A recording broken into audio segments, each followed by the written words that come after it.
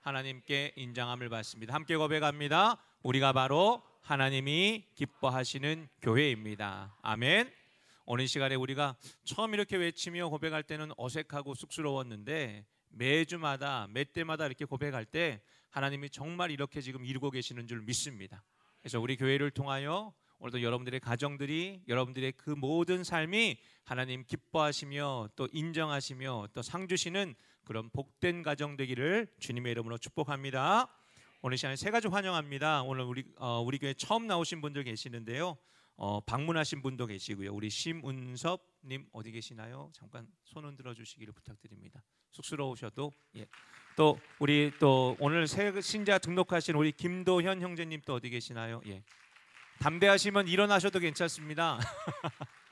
우리 함께 축복하며 우리가 찬양할 때 하나님의 은혜 일들이 우리 오늘 처음 나오신 우리 귀한 우리 형제분들에게 함께 하시길 소망합니다. 아멘. 함께 찬양합니다. 하나님의 사랑이 당신의 삶 가운데 가득하기를 축복합니다. 하나님의 은혜가 우리 가운데 가득하길 기도합니다. 우리 옆을 바라보시면서 더욱 축복할까요? 하나님의 사랑이 당신의 삶 가운데 가득하기를 축복합니다. 하나님의 은혜가 우리 가운데 가득하길 기도합니다. 가득하길 기도합니다. 사랑합니다. 축복합니다. 아멘. 오늘 등록하신 분은 꼭 식사 맛있게 하시고 또 새가족 교육도 받기를 소망하고요. 또 오늘 이제 방문하신 분 정말 한 번만 방문하지 마시고요. 매 때마다 방문하여 주시기를 부탁을 드립니다. 오늘 저는 이 말씀을 가지고 이와 같은 제목으로 하나님의 은혜를 나누기를 원합니다. 삶의 중심점을 찾아라. 함께 따라하시기 부탁드립니다. 삶의 중심점을 찾아라. 아멘. 사실 새가족 등록을 한다라는 게 쉬운 일은 아니에요.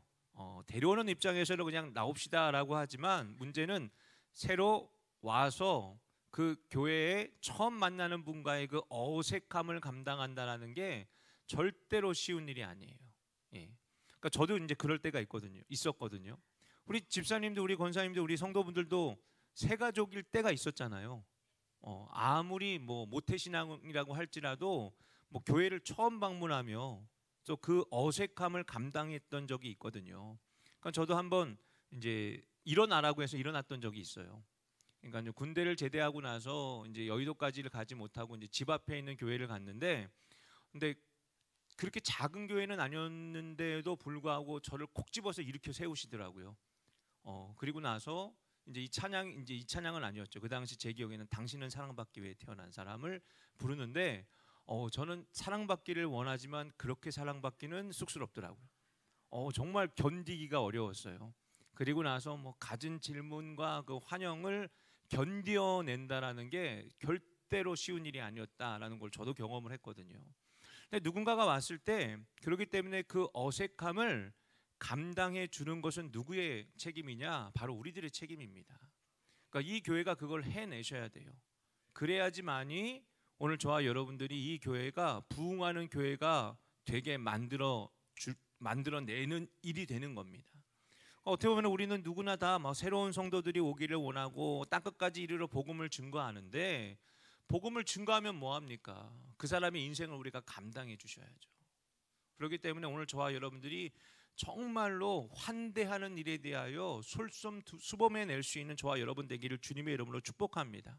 그러니까 누가 오든지 간에 여러분들 저 사람 누구야? 라는 어색함으로 여러분들 대하지 마세요. 저 사람이 누구인지를 알아내시는 분들 되시길 부탁드립니다. 한마디라도 더 걸고 그 어색함을 감당하고. 여러분들도 쑥스럽죠. 그렇죠? 안 쑥스러우세요? 쑥스러우니까 그런 거예요. 근데 그 쑥스러움을 우리가 감당해내야 돼요. 이게 그리스도인입니다. 오늘 제가 이제 설교 시작 전에 이제 광고를 쭉 보는데, 오늘 넘버 13인가까지 있었죠. 그렇죠? 제가 처음 우리 교회 왔을 때 5번인가밖에 없었어요. 광고가. 점점 광고가 많아집니다. 이게 무슨 일일까? 여러분들이 할 일이 많아진다라는 거죠. 근데 할 일이 많아지기 때문에 여러분들도 또한 부담을 느끼는 것도 있어요. 저도 부담스럽습니다.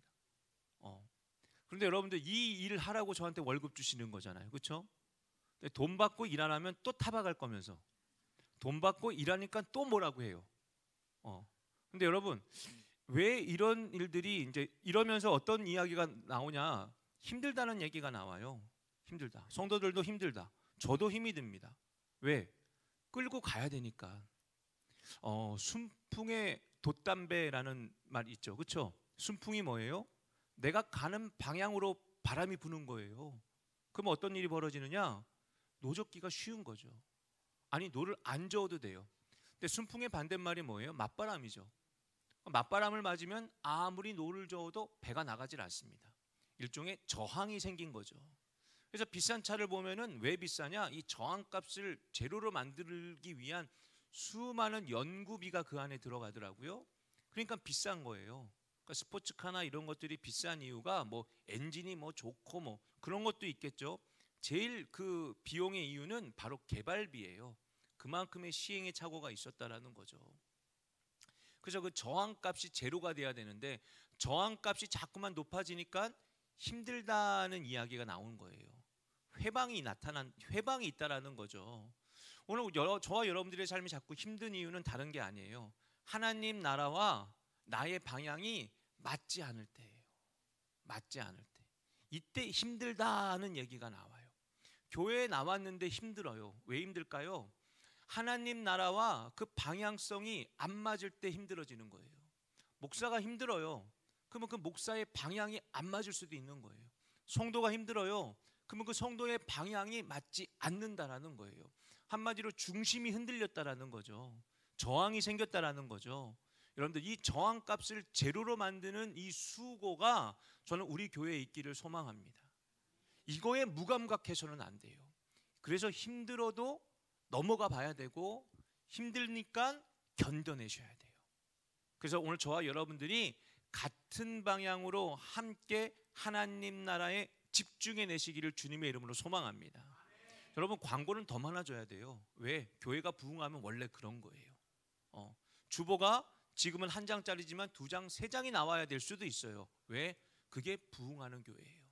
그래서 교회의 이야기가 더 많아지고 여러분들의 이야기는 낮아지고 하나님의 이야기는 더 풍성하여지고 세상의 이야기는 더 작아지는 오늘 그와 같은 저와 여러분의 삶이 되고 오늘 우리 교회의 이야기가 되기를 주님의 이름으로 축복합니다. 여러분 그렇기 때문에 오늘 저와 여러분들은 하나님 나라로 끊임없이 곧장 흔들림 없이 달려갈 수 있는 저와 여러분 되기를 원합니다. 우리 교회를 보니까 달리기 좋아하시는 분들이 몇 분 계세요. 그렇죠? 너무 목숨 걸지는 않았으면 좋겠어요. 내가 지금 누구 얘기하나 하고 이제 찔리시는 분이 계실 거예요. 목숨은 걸지 마세요. 아프시면 안 된다는 얘기입니다. 근데 이렇게 보니까 자전거 크루는 없어요. 천만 다행입니다. 필리핀에 있을 때 자전거 크루가 우리 교회에 있었거든요. 주일날 모여요. 미치고 팔짝 뛰겠더라고요.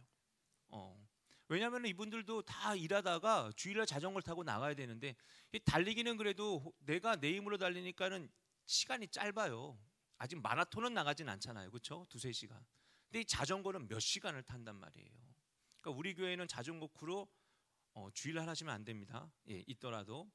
근데 이 호주에 이 자전거 크루가 없는 건 아니더라고요. 보통 이제 가끔씩 이제 제가 이 유니폼을 입고 이 도로를 이제 달리는 분들을 제가 종종 볼 수가 있는데 저는 자전거를 잘 못 타요.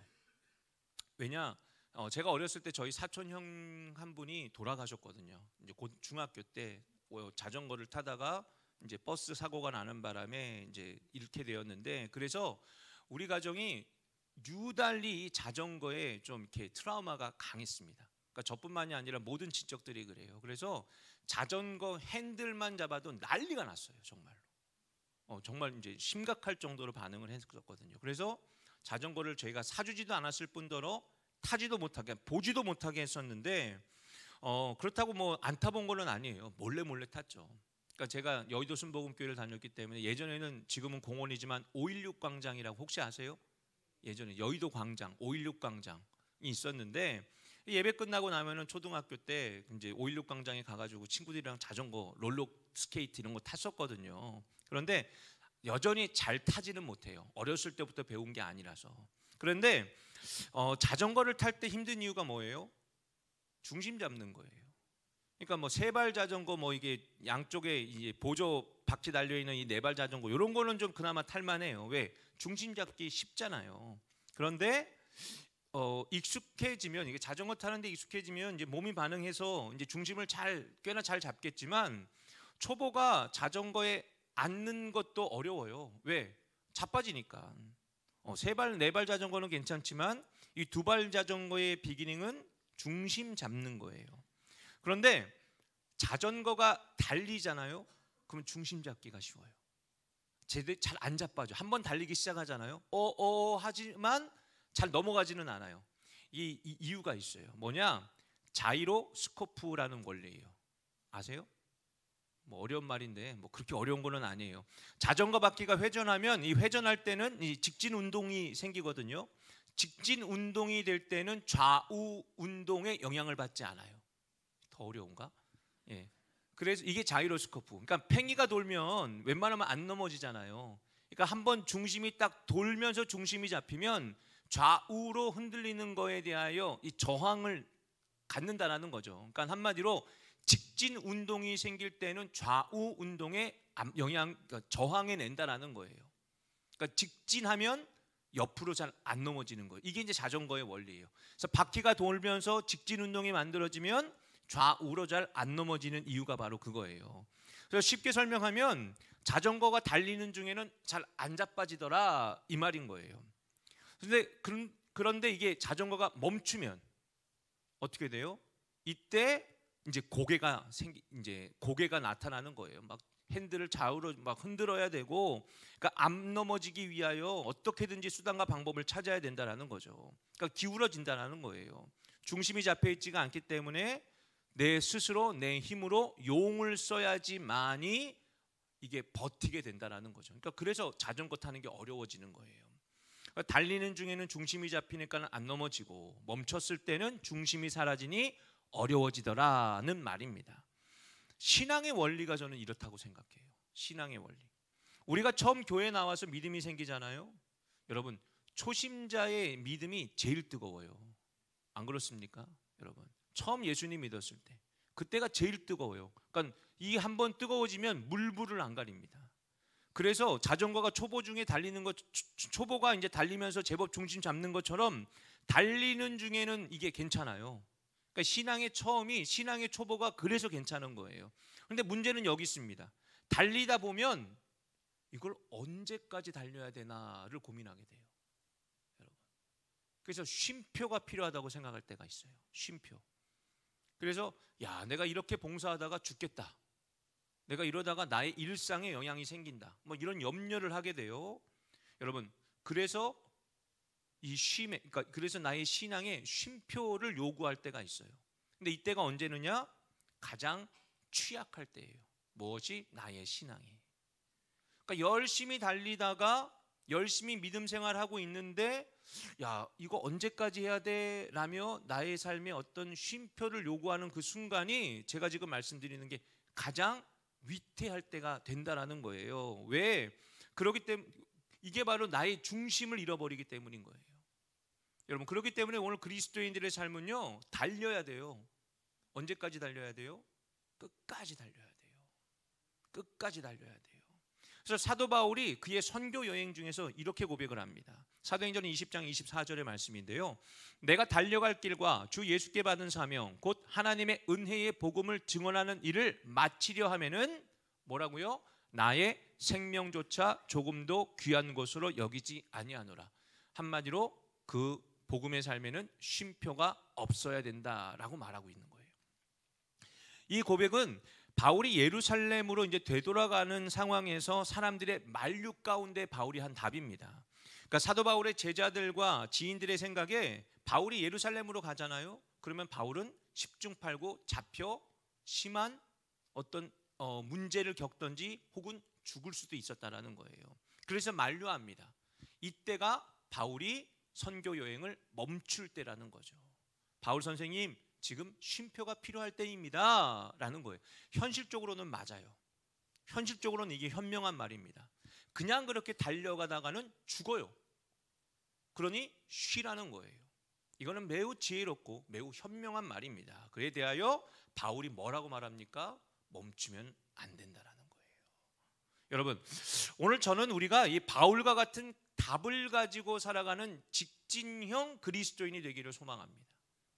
오늘 어떻게 보면 여러분들에게는 좀 무거운 부담이 되는 말일 수도 있겠지만 오늘 이것이 저에게는 그리스도인이라 말씀드리고 싶어요. 그래서 오늘 저와 여러분들이 이 말씀을 통하여 그리스도인답게 직진해낼 수 있는 오늘 저와 여러분 되기를 주님의 이름으로 축복합니다. 그래서 오늘 말씀은 바울의 실질적인 후계자라고 할 수 있는 디모데에 대한 목회적인 권면을 주는 말씀이에요.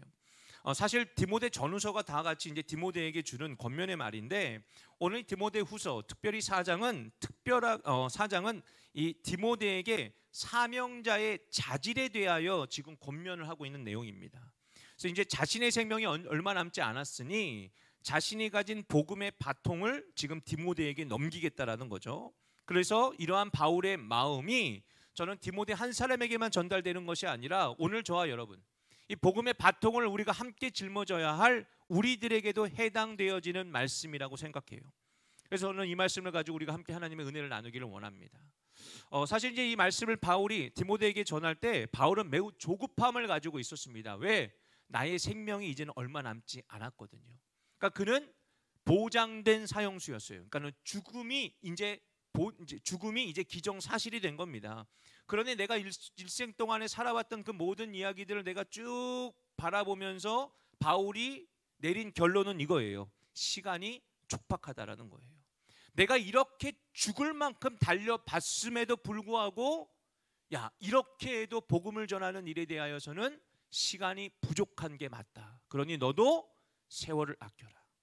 세월을 아껴라. 그러니까 바울의 모든 이야기들, 에베소서에서 말하는 것도 그렇고 바울의 모든 권면들을 보게 되면 어떻게든지 간에 세월을 아끼고 시간을 아끼고 때를 따라 하지 말고 복음을 전할 기회를 만들어 내라는 거예요.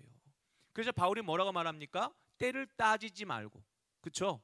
묻지도 따지지도 말고 복음을 전하라는 거예요. 그 일에 힘쓰라는 거죠. 그 외에는 우리가 부지런해야 할 일이 전혀 없다라는 거예요. 아멘. 여러분, 오늘 여러분들도 어떻게 보면 아침 일찍 일어나서 저녁 늦게 눕는 것이 여러분들의 일상입니다. 왜요? 잘 살려고요. 그렇지 않습니까? 잘 살려고요. 근데 여러분, 잘 살려고 여러분들 열심히 살지 마세요. 복음 되려고 열심히 사세요. 이게 그리스도인입니다. 바울이 말하고자 하는 것이 바로 이거예요. 그래서 바울의 이러한 권면은 왜 디모데에게 주어지는가? 그게 바로 바울이 가지고 있는 교회에 대한 염려 때문이에요. 바울도 열심히 복음을 전했지만 여전히 교회는 하나님 나라에 대하여 미완료, 미완성의 상태입니다. 그래서 디모데가 이제부터 경험하게 될 그 목회의 현장도 마찬가지라는 거죠. 그래서 바울이 이렇게 권면하는 겁니다. 우리가 읽었던 4장 1절로 2절의 말씀이죠. 하나님 앞과 살아있는 자와 죽은 자를 심판하실 그리스도 예수 앞에서 그가 나타나실 것과 그의 나라를 두고 엄히 명하노니 너는 말씀을 전파하라. 때를 얻든지 못 얻든지 항상 힘쓰라. 범사의 오래 참음과 가르침으로 경책하며 경계하며 권하라. 여러분, 이 권면이 뭐라고요? 엄히 명하는 거예요. 아멘. 그러니 여러분, 엄한 겁니다. 엄한 거예요. 여러분, 엄한 게 뭐예요? 선택권이 없다라는 거예요. 오늘 여러분들에게 주어진 것도 선택적인 일이 아니에요. 순종적인 일입니다. 아멘. 여러분, 그러니 이 순종의 일은 상황 따라 형편 따라 할 일이 아니다라는 것을 지금 디모데에게 말하는 거예요. 반드시 해내야만 할 일이다라는 거죠. 아멘. 그 여러분들 오늘 우리가 이 말씀에 꽂힐 수 있어야 돼요. 상황 따라, 형편 따라, 감정 따라, 내 성격 따라 아니라고요. 어떻게든지 간에 해내야만 할 일이 오늘 이 복음의 일임을 오늘 여러분들 명심하시길 주님의 이름으로 부탁을 드립니다. 그래서 왜 이런가를 보니 3절 4절의 말씀이에요. 때가 이르리니 사람이 바른 교훈을 받지 아니하며 귀가 가려워서 자기의 사욕을 따를 스승을 많이 두고 또 그 귀를 진리에서 돌이켜 허탄한 이야기를 따라간대요. 이 내용을 오늘 우리가 이 교회 가운데 적용을 해보고 오늘 우리 현대사회에 적용을 해보자면 이런 거예요. 교회를 나오지만 여전히 교회의 가르침에는 별 관심이 없어요. 그러니까 설교는 듣는데 여러분 그 들음과 행함은 별개입니다. 여러분 오늘 이 시간은 여러분들이 교회를 출석하신 거예요. 아멘. 여러분 이게 그리스도인임을 보장하지 않아요. 여러분 출석했다고 다 여러분 크리스찬이 아니에요. 출석하는 건 기본이고요. 여러분 순종해낼 수 있어야 돼요. 여러분 이게 그리스도인입니다. 오늘 페살로치가 이런 얘기를 했어요. 집에 피아노가 있다고 하여 모두가 피아니스트가 아닌 것처럼 자녀가 있다고 하여 모두가 부모는 아니라고 말했어요. 무슨 말인지 이해가 되시죠? 부모답게 노력해내야 되는 거예요. 집에 피아노가 있어. 그런데 연습하지 않아요. 그러면 그게 무슨 피아니스트가 되겠어요? 그냥 피아노를 갖고 있는 사람일 뿐이에요. 성경을 여러분들이 들고 있다고 하여서 오늘 여러분들이 크리스찬이라고 착각하지 마시라는 거예요. 이 성경을 배우고 익힘에 여러분들 최선을 다해야 되는 거예요. 그래야 크리스찬답다라는 소리를 듣는 거죠. 여러분 오늘 이게 문제인 거예요. 출석만 하고 그리스도인답지 못한 인생들. 말씀을 듣기는 하지만 예배가 끝나면 성경 말씀과는 전혀 상관없는 자신들의 사역에 관한 대화가 오가는 이들. 여러분들 이와 같은 일들이 교회에 많아지고 이와 같은 이야기들이 교회에 풍성해지면 어떤 일이 벌어질까요? 여러분들 교회가 교회답지 못한 거예요. 그래서 세상과 교회가 별 구분이 없어지는 거죠. 여러분 어찌 보면 이런 교회가 세상에게는 더 인기 있을 수 있어요. 왜? 부담이 안 되니까. 세상에 저항을 주지 않으니까. 세상을 불편하게 하지 않으니까. 그런데 이런 교회가 어떻게 될까요? 여러분들 하나님이 기뻐하지 않는 교회인 거예요. 이런 교회가 사람이 많아질 수는 있겠어요. 그러나 하나님이 기뻐하지 않으면 그 교회는 망합니다. 여러분 그래서 하나님의 말씀 외에도 참 중요한 것들이 많아요. 뭐예요? 그 길을 진리에서 돌이켜 허탄한 이야기들을 따라가요. 그런 일들이 그런 일들이 이 교회에 많아지면 어떻게 됩니까? 여러분들 하나님을 근심하게 하는 교회가 되는 거예요. 그래서 하나님의 말씀 외에도 참 중요한 것들이 여러분들의 인생에 있다. 여러분들 버리셔야 돼요. 버리셔야 돼요. 여러분들 그것이 여러분들을 근심하게 한다 할지라도 여러분들 그것을 여러분들의 삶 가운데서 끊어내실 수 있어야 돼요. 오늘 여러분들의 이야기, 여러분들의 관심이 무엇입니까? 좀 더 많이 먹고 좀 더 편안하게 살고 여러분들 그런 이야기들이 결국 어디로 가겠어요? 자랑의 이야기들이 되는 거예요. 결과적으로는 잔소리를 들을 수밖에 없는 이야기가 되는 것이고 그래서 결국은 그 교회는 어디로 갈까요? 세상과 구별되지 아니하는 만몬신이 지배하는 교회가 돼버리는 거 아니에요. 이스라엘이 그랬어요. 오전에는 번제를 하나님 앞에 드리고 오후에는 만본신에게 제사를 드리고 저녁에는 다시 하나님 앞에 제사를 드렸던 것이 예루살렘 성전에서 있었던 일들이라고요. 그때 어떤 일이 벌어졌습니까? 하나님이 그들의 번제를 가증하게 여기신다고 하였어요. 이스라엘은 이해하지 못합니다. 우리가 이렇게 아침 저녁으로 열심히 번제를 드리는데 왜 자꾸만 하나님이 삐지시지? 그럼 우리가 어떻게 하나님 앞에 예배를 드려야 될까? 천천의 만만의 강수 같은 기름을 하나님 앞에 드릴까? 아니면 저 만본신 앞에 제사를 드리는 것처럼 우리도 하나님 앞에 나의 맏아들을 죽여서 각을 떠서 드릴까? 이게 미가서에 나오는 이스라엘의 고백이에요. 그때 하나님이 이스라엘 백성을 향하여 뭐라고 말합니까? 사람아 주께서 기뻐하시는 것이 무엇이는 것을 너희들이 알지를 못하느냐? 하나님이 원하시는 것은 인애를 사랑하고 번제를 기뻐하지 않으신다고요. 하나님이 원하시는 일을 해내라고요. 이게 교회라고요. 오늘 저와 여러분들이 정말로 하나님이 원하시는 일, 하나님이 기뻐하시는 일을 능히 감당해낼 수 있는 우리 교회가 되기를 주님의 이름으로 간절히 축복합니다. 여러분 하나님 나라보다 여러분들에게 중요한 게 뭐가 있어요? 없어야 되잖아요. 여러분들 상식적으로는 아시겠죠? 그러면 어떻게 해야 돼요? 올인하는 거예요. 하나님이 맞으면 그게 정답이면 올인하는 거예요. 하나님 나라 가기로 했다라고 하면 가야 되는 거예요. 그러니까 가다가 보니까는 뭐예요? 야 저기도 좋더라 하고 기웃거리고 야 여기 커피 맛있다더라 하고 잠깐 멈추고 이게 뭐예요? 중심이 없어진 거죠. 지금 내가 어디로 가고 있는지 모르는 거죠. 여러분, 그렇기 때문에 하나님 나라 이외에 어떠한 주파수도 여러분들이 맞춰져 있으면 안 되는 거예요. 지방방송 끝이라고요. 여러분들 온전히 하나님 나라 방송만 내 귀에 들리도록 하는 것, 이게 그리스도인입니다. 그래서 여러분, 우리 안에서 여전히 살아있는 이 멈춤의 유혹과 이 회방, 이 장애물들을 제거하는 것, 여러분, 이게 바로 신앙에서 제일 중요한 일이에요. 그래서 바울의 설명은 이 일이 결코 쉽지 않다라는 거예요. 그러나 이것을 가르치고 권면함에 대하여 신중하고 고난받을 각오도 해야, 그래야 이 일이 가능하다라는 거예요. 이게 우리의 직무라는 거죠. 여러분, 쉬우면 고난받을 일이 없는 거예요. 쉬우면 저항이 일어나지 않는 거예요. 여러분, 이 저항값이 높은 곳이 세상이잖아요. 하나님의 말씀에 대하여 이 저항값이 높아지는 거예요. 그러니 고난이 있고, 그러니 어려워요. 그러니 신중하라는 거예요. 그리고 바울은 이 일을 해냈다라는 게 지금 디모데에게 설명하는 거죠. 그래서 7절의 말씀입니다. 나는 선한 싸움을 싸우고 나의 달려갈 길을 마치고 믿음을 지켰다라는 거예요.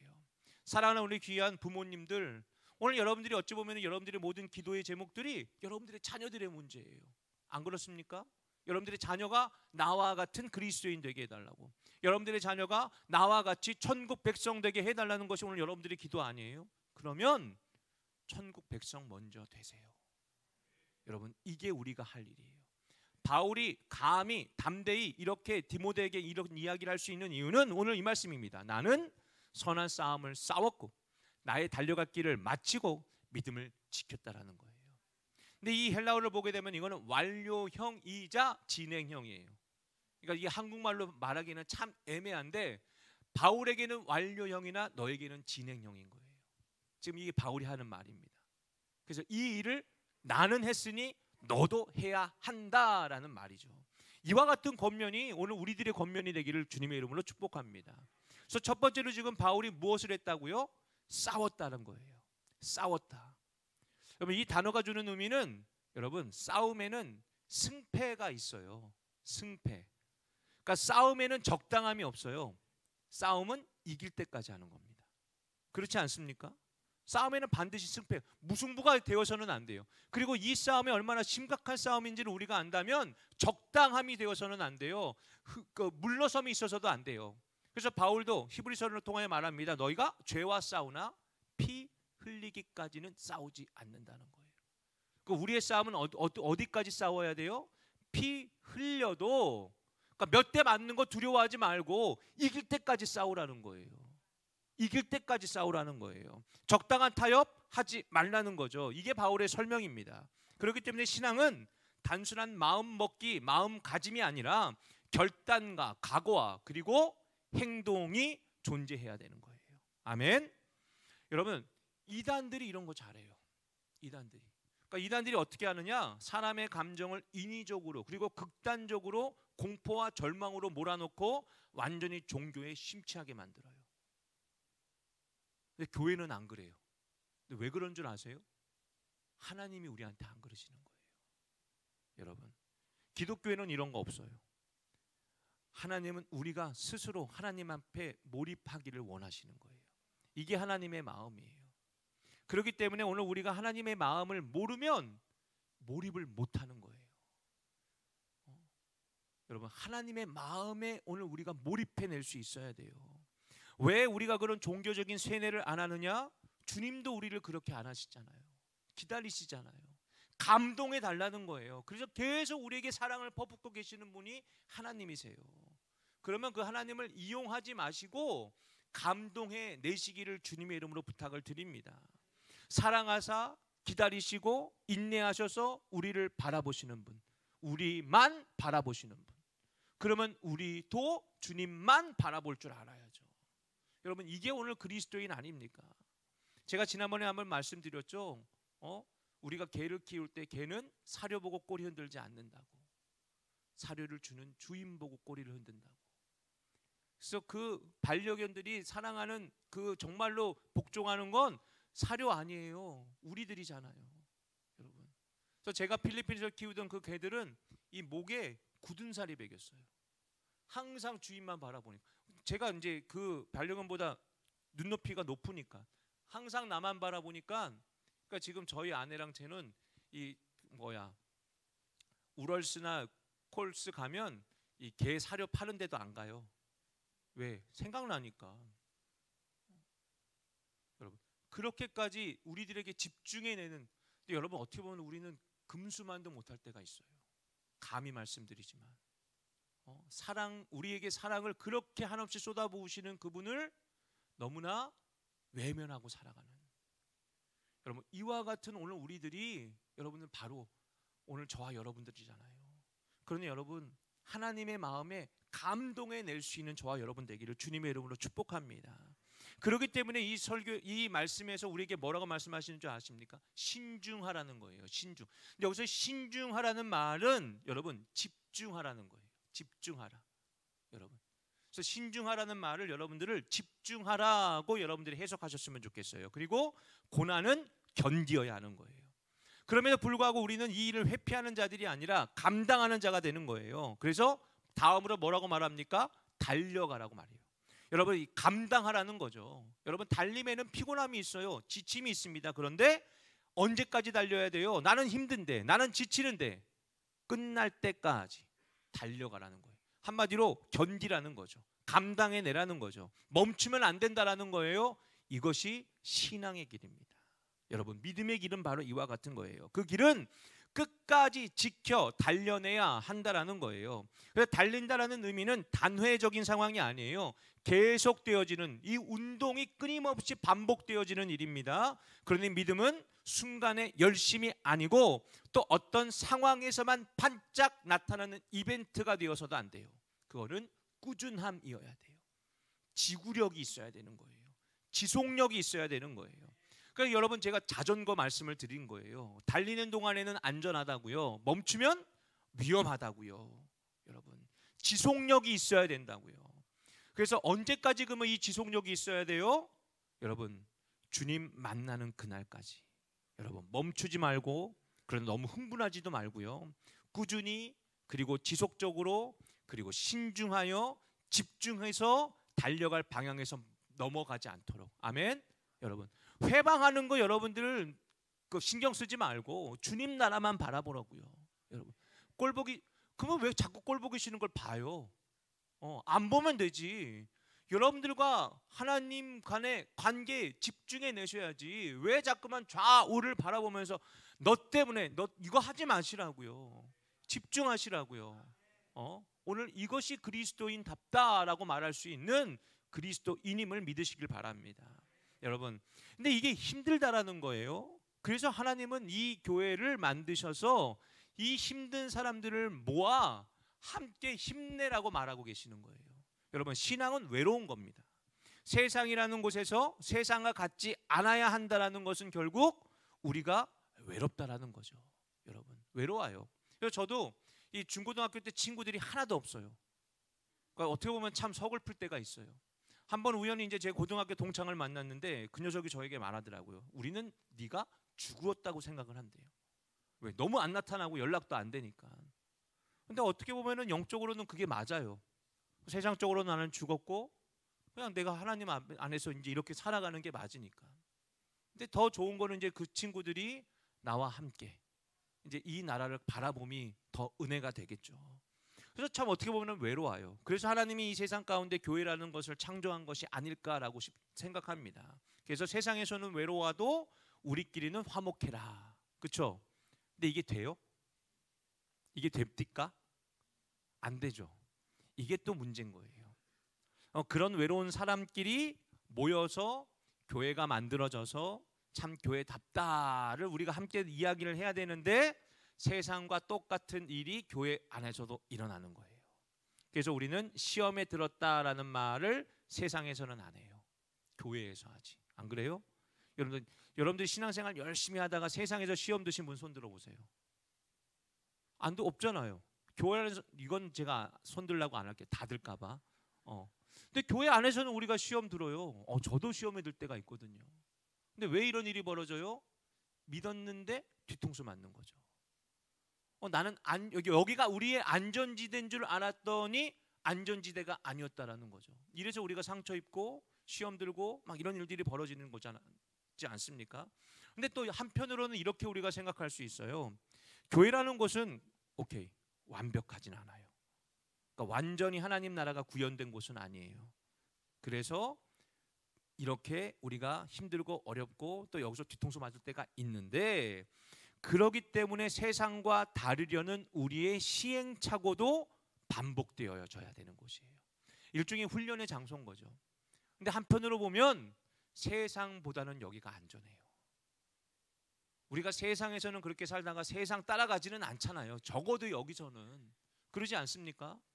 뭐 죽었다 살았다 막 이렇게 싸우더라도 결과적으로는 그래도 하나님이라는 어떠한 구심점을 우리가 잃어버리지는 않잖아요. 그게 바로 교회예요. 그러니 싸우더라도 여기서 싸우세요. 나가서 싸우지 마시고. 그리고 개별적으로 저한테 와서 이르세요. 제가 위로해 드릴게요. 그러나 교회는 나가지 마세요. 나가서는 싸우면 안 됩니다. 아멘. 그래서 우리는 노력해야 되는 거예요. 그러니까 그러려니 하는 그러니까 우리가 노력해서 하나님을 조금이나마 닮아가고 저랬구나 하는 우리가 그러기에 몸부림치면서 조금이라도 하나님 따라가며 흉내내는 곳, 저는 이게 교회여야 한다라고 믿습니다. 아멘. 그래서 이제 우리가 어떻게 살아야 됩니까? 서로가 이야기하면서 어떻게든지 우리의 대화를 맞춰보는 거예요. 하나님에게 주파수를 맞춰보는 거죠. 하나님 나라에. 그래서 여러분들이 이제 이야기를 하다가 자꾸만 세상 관심사가 튀어나오잖아요.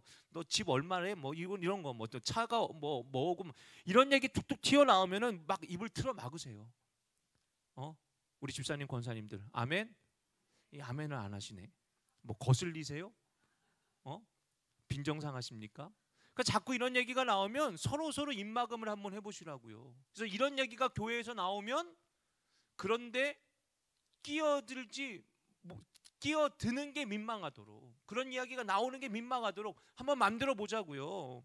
그래서 야 그만하자, 스탑하자, 이런 이야기가 우리 안에 나올 수 있도록. 그래서 미움이 일어납니까? 그러면 서로 주저앉히시고요. 다툼이 일어납니까? 그러면 서로 그냥 중재하고 피하도록 만들고, 어떻게든지 세상과 다르다라는 것을 우리가 시도하고 도전하고 감당해 보는 겁니다. 이게 교회인 거예요. 이런 도전이 멈추지 않도록 서로 격려하고 지지하는 게 교회지, 너만 잘났냐, 너만 신실하냐, 야 권사 같네, 집사다. 여러분들 그러면 이게 칭찬이 되어야죠. 어휴 집사답습니다. 아멘. 왜 집사님 아멘 안 하세요?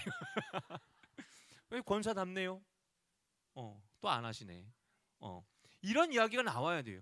이걸 빈정거림으로 듣는 게 아니라, 혹 누가 노골적으로 빈정거린다 할지라도 그렇지 집사다운 거지, 그래 목사다운 거지, 그래 성도다운 거지를 칭찬으로 그냥 받아들여 버리세요. 여러분 이게 그리스도인인 겁니다.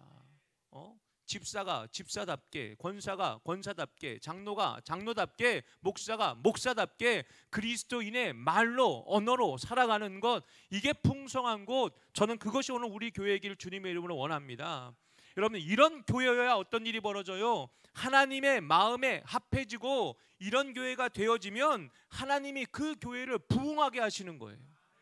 이런 일들이 바로 초대교회 일 아닙니까? 여러분 약자들이 모였어요. 죽더라도 모이려고 연합한 겁니다. 그러니 외로웠겠죠. 두려웠겠죠. 언제 죽을지를 모르는 거예요. 스데반이 돌에 맞아 죽었습니다. 그러니 그들이 더 숨어졌어요. 얼마나 외롭고 답답했겠습니까? 얼마나 염려와 좌절이 있었겠어요.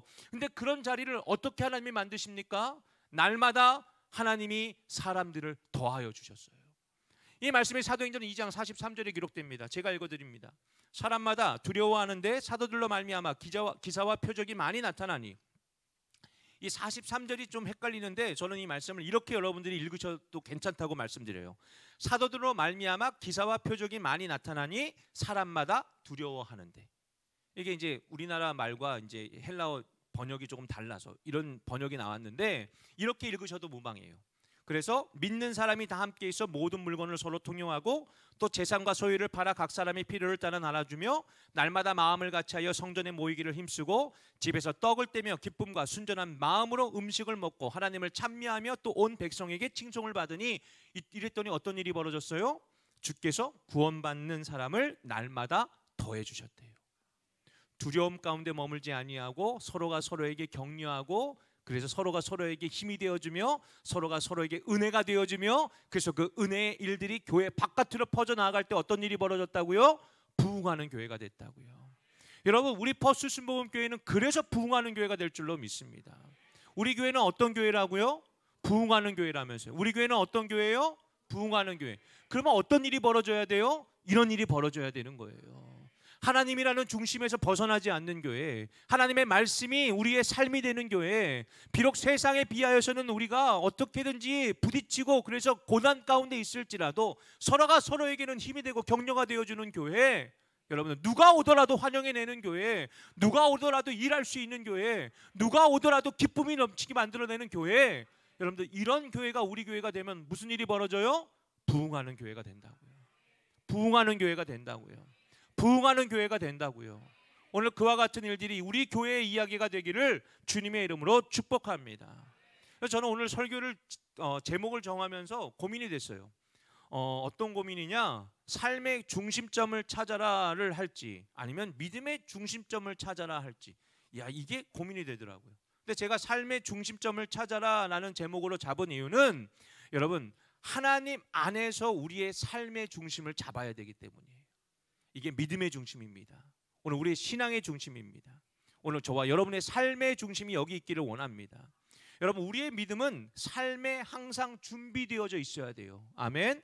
그래서 오늘 여러분들의 믿음은 그저 교회에서만 실력 발휘하는 것이 아니라 삶에서, 세상에서의 어떠한 순간에서도 항상 믿음이라는 중심이 드러나며 나타나며, 그래서 설명되어질 수 있는, 오늘 그와 같은 저와 여러분 그리스도인이 되어주시기를 주님의 이름으로 축복합니다.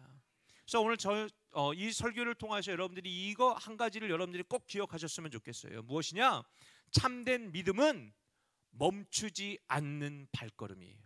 한번 따라하시기 바랍니다. 참된 믿음은 뭐라고요?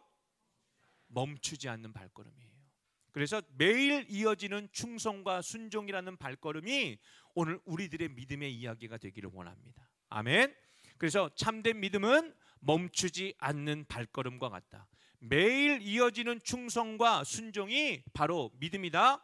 그것은 그 마음과 생각과 삶의 중심에 오직 하나님으로 가득할 때 가능한 일이에요. 아멘.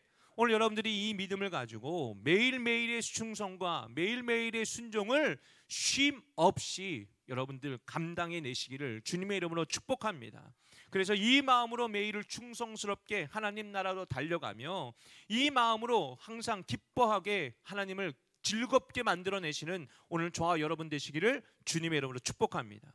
그래서 이 퍼스 순복음교회는 부흥하는 교회임을 이 세상 가운데 온전히 드러낼 수 있는 오늘 저와 여러분들 다 되어주시기를 주님의 이름으로 축복합니다. 축복합니다. 축복합니다. 제가 기도하겠습니다. 하나님, 오늘도 주님의 일들이, 우리 주님의 이야기가 우리를 통하여 세상에 하나님 전달되어지기를 원합니다. 하나님의 그 복된 이야기들이 우리의 삶에 하나님 넘쳐나기에, 하나님 이 이야기가 세상을 향하여 아버지 더욱더 선전되어지고 드러나기를 원합니다. 주님, 이 은혜의 일들이, 이 부흥의 일들이 하나님 우리 안에 있게 하시고 우리 교회에 있게 하시고 세상 가운데 드러나게 하여 주옵소서. 오늘 하나님 이 말씀을 가지고 하나님 말씀으로 나의 삶의 중심 잡겠습니다. 흔들리지 않겠습니다.